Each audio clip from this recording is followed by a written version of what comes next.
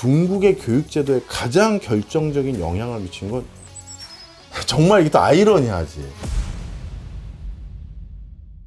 안녕하십니까? 여의도맨션 구독자 여러분. 바로 이 양반이 그동안 목소리만 나왔던 조 PD님입니다. 네, 제가 바로 조PD입니다. 조PD입니다. 아니 이렇게 심경 변화가 생겨서 나오시기로 한 이유가 뭐예요? 뭐 심경의 변화라기보다는 좀 화력 지원 좀 하려고 왔어요. 여러분 사실 그동안 교정을 하고 있었어요. 본인이 교정 끝나면 나오겠다고 해서 이렇게 나온 겁니다. 제가 이 나이에 교정한다고 그러니까 뭐 교정 시설에 있었던 거 아니냐 이렇게 뭐 그렇게 오해할 수도 있는데 그런 게 아니라 치아 교정을 얘기하는 거예요. 치아 교정을 제가 늦은 나이에 치아 교정을 했었거든요. 네. 교정 시설에 있었던 거 아닙니다. 오케이.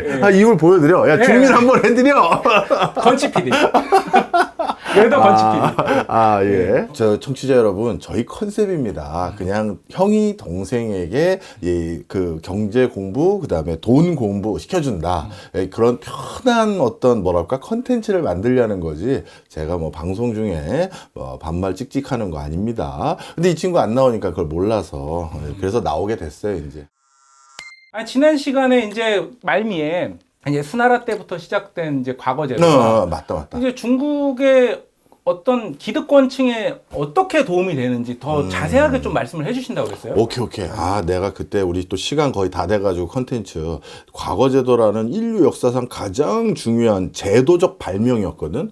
그 제도적 발명을 너무 간촐하게만 얘기한 것 같아서 지난번에 얘기했던 걸 좀 확장팩으로 제대로 말씀드린다 이렇게 보면 되는데, 지난번에 정확히 기억하시네. 수나라 때 만든 게 맞습니다. 네. 그래서 청나라 말기 때까지 존치돼서 한 1300년 정도 유지됐던 게 과거제도인데, 내가 좀 전에 뭐라고 했어? 이 과거제도가 인류 역사상 발명된 제도 중에서 가장 영향력과 파급 효과가 컸다 뭐 이렇게 얘기했잖아. 그렇죠. 그게 그럴 수밖에 없는 게, 이 과거제를 보고 벤치마킹해서 영향을 받았던 나라가 일단 우리나라 과거제를 그렇죠. 했었으니까. 예, 그렇죠. 공무원 시험 있잖아요. 그렇지.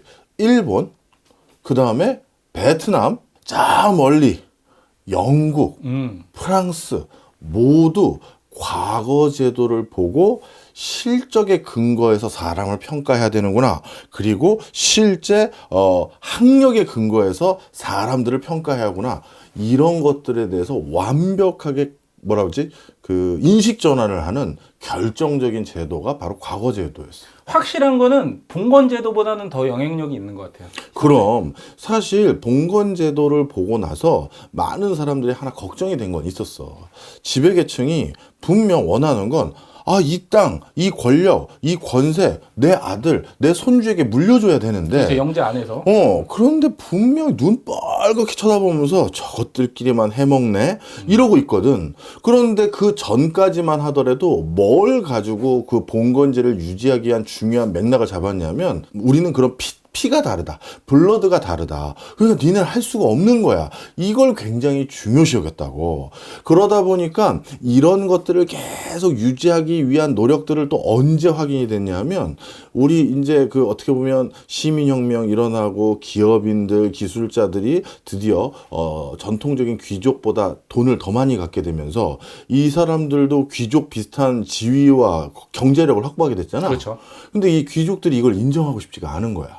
그래서 그때 상당히 많은 귀족들이 어떤 학자들에게 돈을 많이 대줬냐면 우생학. 우생학. 그리고 내추럴본한 어떤 그 사람의 어떤 타고난 무언가가 다르다는 걸 입증하는 연구에 엄청난 투자를 해. 그래서 리더에 대한 초창기 연구 결과는 정말 황당해. 리더들은 이런 사람이다 했던 게 뭘로 자꾸 귀결됐냐면 생물학적인 징후. 그래서 리더는 일반인보다 키가 좀 크더라. 리더는 장남 출신이 많더라. 리더는 A형 비율이 좀 높더라. 그리고 리더는 상대적으로 좀 종교적인 면이 많더라. 리더는 담배는 잘 안 피는데 술은 많이 먹더라. 말도 안 되는. 리더신데? 담배 안 하고 술 리더, 마시는 거 네, 보니까. 리더신데.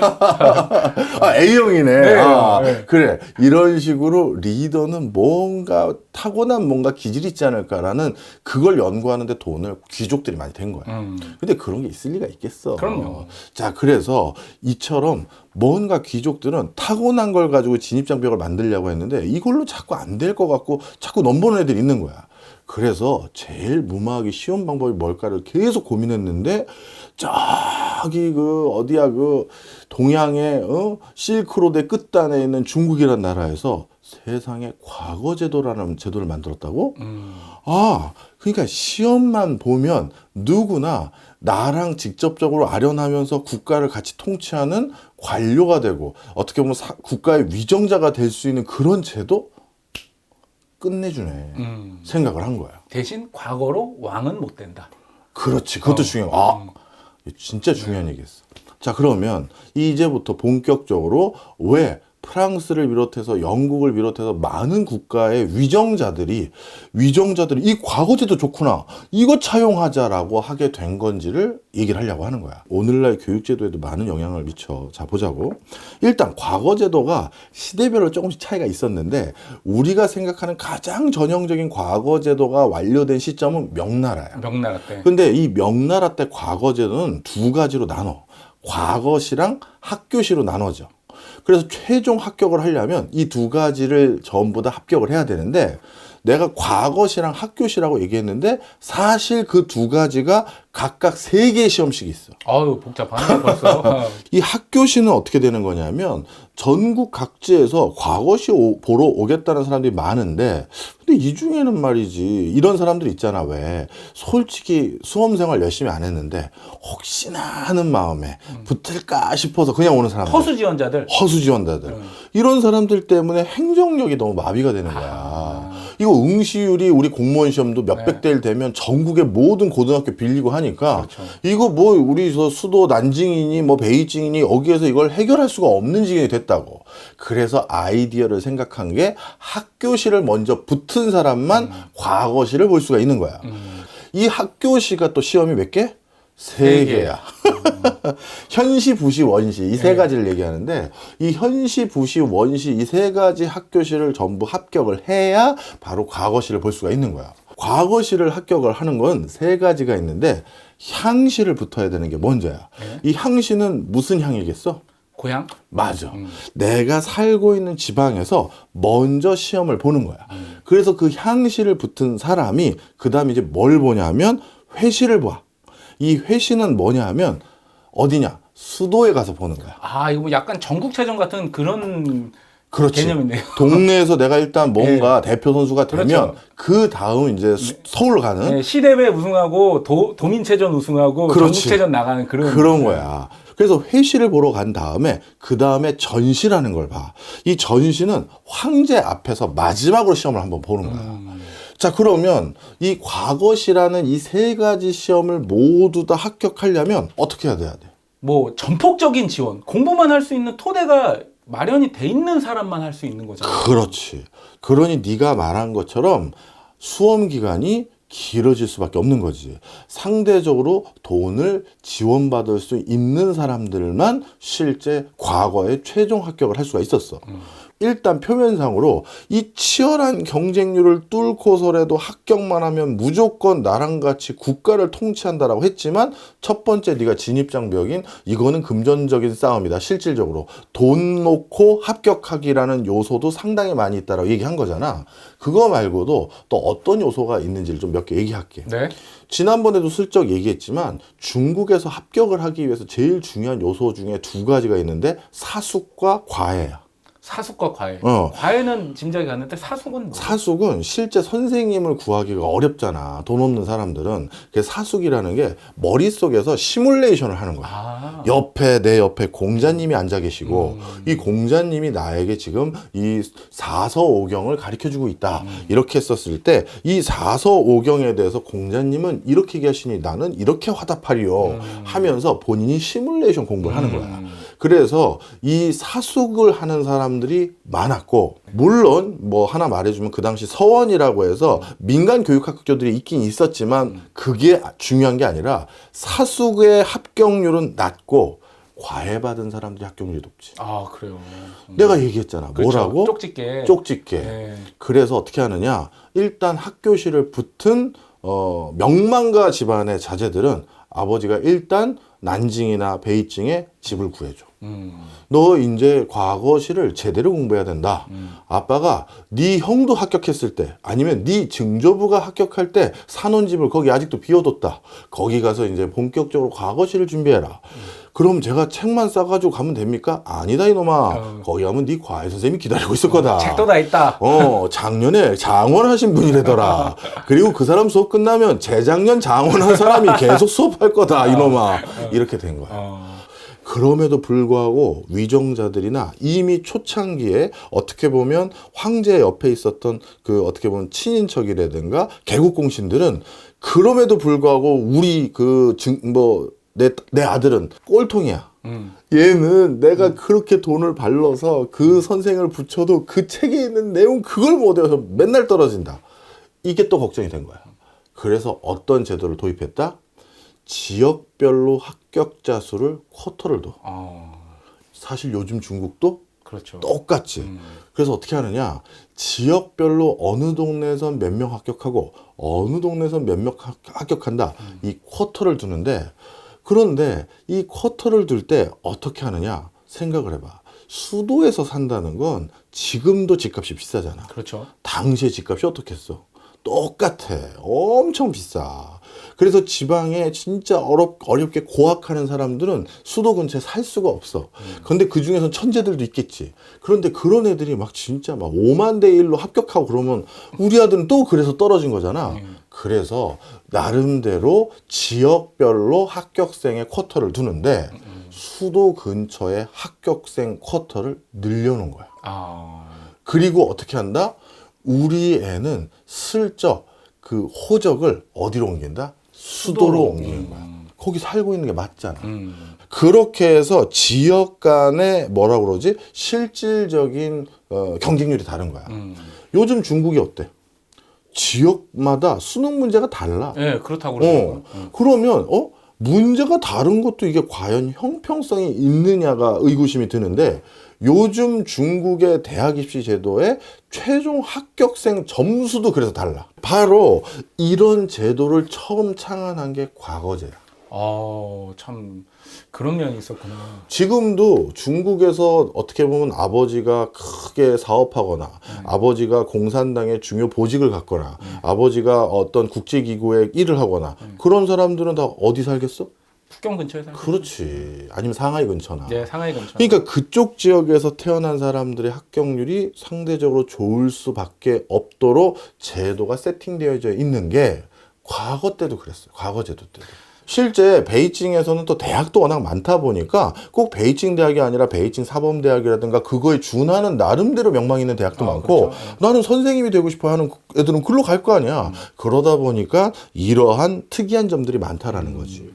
그리고 과거 시험에 무서운 점이 있어. 또 뭐가 있죠? 1300년 동안 이 제도를 유지하기 위해서 제일 좋았던 점은 너 한 30년 동안 어느 걸 달달 외우면 머리가 어떻게 되겠어? 약간 세뇌가 돼. 젖어들죠. 그렇지. 네. 그거를 달달 외우고 그냥 뚝 찌르면 나오고 뚝 찌르면 나오겠다? 그렇죠. 이미 세뇌 직전까지 간 거야. 그렇죠. 그럼 얘네는 내 목에 칼을 댈 이유가 없는, 이미 차라리 절 죽여주시옵소서라는 대사가 저절로 나오게끔 할 수 있는 지경까지 가야 합격이 되는 거야. 그리고 간간이 또 뭘 꼭 잊지 않았냐면, 어느 동네에 진짜 개천에서 용나는 거 있잖아. 저기 낙도에서 자란 진짜 어마어마한 청제가 아주 조기에 소년급제를 해서 머리에 사서오경이 다 들어가 있고 이런 장원급제가 됐다. 모두 열심히만 하면 이렇게 될 수 있느니라 하려고 진사비를 내릴 뿐만 아니라 황제가 그 동네에 공물 보내가지고 축하해라 하면서 이렇게 기회가 있는 나라인데 이놈아 네가 공부를 못해가지고 이놈아 이렇게 되는 제도로 바꿔버려. 나 자신을 탓하게 되는구나. 그렇지. 굉장히 무서운 제도지. 그래서 항상 기억하셔야 됩니다. 어느 제도를 입안하고 그걸 유지하는 건 그거는 지금과 같은 민주사회에서도 대부분 위정자들이 아젠다를 던져요. 그리고 그 아젠다를 던진 것들 중에서 위정자들이 그걸 또 셀렉해서 표로 잡아서 올리지. 그러면 그거는 사실은 우리를 위한 것도 없다고 말하고 싶지는 않아. 그럼 내가 이 인생이 너무 우리 좀 우울해지니까 있지만 본인들에게도 이점이 있으면서 우리들에게도 이점이 있는 거는 아주 롱런하는 제도다. 그래서 과거제가 그런 내막이 있었어. 왕조는 바뀌었지만 과거제는 바뀌지 않았죠. 과거제 그럼 끝난 거, 그 하나 질문 좀 해줘. 네. 출연하니까. 과거제 왜 끝났는지. 뭐가 궁금하세요? 네. 이거 라이브야? 중국에서 과거제는 왜 끝난 거예요? 청나라가 말기에 충격을 받았어. 음. 일본이라는 저 왜구들, 저 같지 않은 놈들이 세상에 청일전쟁에서 이기고, 그리고 러일전쟁에서 이긴 거야. 그런데 저놈들이 어떻게 저렇게 유능해졌느냐 했더니 근대식 교육제도를 도입해서 어마어마하게 급성장하게 됐습니다. 아하, 이제 더 이상 1300년을 유지한 이 과거제도는 이 황제의 기득권과 황실의 기득권을 지킬 수가 없구나. 그렇게 해서 어떻게 했느냐? 중국 청나라에서 스스로 이 과거 제도를 없애고 어떻게 했냐면 일본에게 이제 우리가 근대식 학교 제도를 도입해서 일본으로부터 신문물을 배우자라고 청나라에서 먼저 선택을 한 거야. 그렇게 해서 이제 일본식 제도가 들어오기 시작했는데, 그런데 이게 또 언제 끝났냐면 신해 혁명이 일어나고 난 뒤에 어떻게 됐느냐, 이제 청나라가 없어졌잖아. 중화민국이 들어섰잖아. 그렇죠. 그리고 나서 중국의 교육제도에 가장 결정적인 영향을 미친 건 미국이야. 정말 이게 또 아이러니하지. 미국이 설립한 대학이 칭화대학이야. 그래요? 그럼. 그리고 초창기 그 중국의 대학을 가장 많이 설립한 나라가 미국의 선교사들이 중국의 대학을 많이 설립해줬어. 대표적으로 내가 그것도 찾아왔어. 옌징 대학이 미국 선교사들이 세운 미션 스쿨이었고, 진링 대학이야. 그 다음에 링난 대학이야. 이런 대학들이 바로 미국 선교사들이 중국에 세운 대학인데, 그렇다면 왜 미국의 선교사들이 중국에 이렇게 대학도 많이 세우고 중국에 이렇게 적극적으로 교육을 많이 시켰느냐? 이유가 두 가지가 있어. 첫 번째는 일단 중국이 그 당시 그 청나라가 망해가기 시작하면서 불평등 조약을 맺어가지고 선교사들의 활동을 막을 수 있는 법적 근거가 없어졌어. 맞아요. 그러니까 자유롭게 가가지고 마음껏 할 수 있게 되다 보니까 포교 활동도 자유로워지고. 그렇지. 아편 전쟁 이후. 맞아. 그러다 보니까 중국에서 선교 활동을 원활히 할 수 있게 됐고, 그러다 보니까 미국 본토에 있는 사람들에게 많은 자금을 모집했어. 제가 무지몽매한 이교도들을 포교하고 오겠습니다 했더니 돈을 많이 준 거야. 그래서 그 돈으로 대학 짓고 선교 활동할 수 있도록 된 거고, 그런데 여기서 끝이 아니야. 또 하나가 더 있어. 의화단 사건 때문에. 의화단 사건. 신해혁명 전에. 그렇지. 네. 그때 의화단 사건의 책임을 결국 청나라에게 물었잖아. 그렇죠. 그래서 청나라가 세계 각국에 엄청난 배상금을 줘야 되게 됐어. 네. 근데 그 배상금을 세계 열강 국가들이 너무 많이 청구한 거야. 그래서 국제사회에서 난리가 났어. 야, 우리가 이거 해도 너무했다. 야, 작작하지 이게 뭐야? 한 거야. 그래서 진짜 그게 국제사회에서 문제가 돼서 일부를 청나라에게 돌려줘라 했는데, 돌려주는 대신 어떻게 했느냐? 대학을 세워주거나 학교를 지어주는 걸로, 아니면 그 대학을 나온 사람에게 미국 유학을 시켜줬어. 그래서 미국은 칭화대학 설립에 초창기에 펀딩을 댔고, 칭화대를 졸업한 사람들에게 미국의 아이비리그를 올 수 있는 장학금을 줬어. 아이비리그로. 그래서 그 당시 칭화 학당을 졸업한 사람들 중에 하버드나 예일이나 콜롬비아 간 사람이 되게 많아. 그러니까 지금 중국이라는 나라의 아주 초창기 대학의 그 꼴을 만들어준 건 의외로 어디? 미국이야. 이게 참 아이러니지. 새로운 사실입니다.